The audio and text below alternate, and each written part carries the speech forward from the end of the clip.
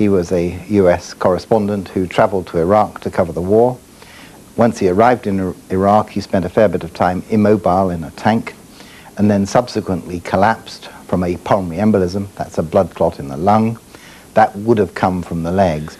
Dr. John Skur, head of the Department of Vascular Research at the University of London, followed the sudden death of NBC newsman David Bloom with great interest, because he has been researching the cause of Bloom's death, a blood clot caused by deep vein thrombosis, for over 25 years. In 1992, as a result of some chance observations, we started looking at whether this was a common problem in people who travel.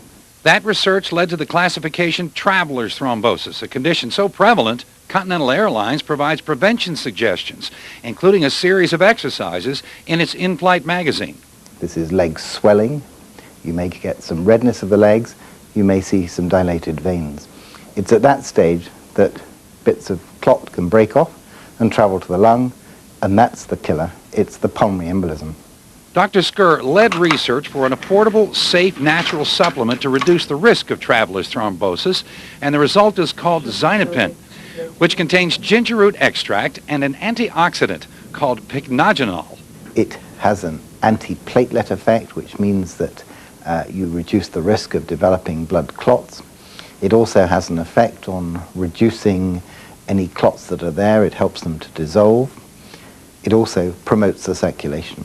Dr. Skur says the people most at risk are those who travel a lot by plane, car, truck, or rail, or who have had recent surgery, especially in the lower legs, and anyone who has experienced swollen limbs during a long period of immobility. This is Jim Jackson reporting.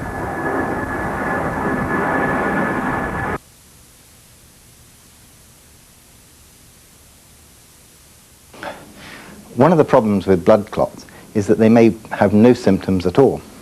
You can have quite a large blood clot with absolutely no signs or symptoms at all. If it gets bigger, or if you do develop symptoms, then it could be pain in the leg, it can be swelling of the leg, it can be redness, dilated veins, or finally, the first symptom may be a pulmonary embolism, and the first you know that you've got a blood clot is when you get shortness of breath, chest pain, you may even collapse. And it's quite clear that we can identify some people who are at risk of developing blood clots. Those are the older people, those who've had a previous blood clot, people who have coexisting illnesses, people who travel a great deal.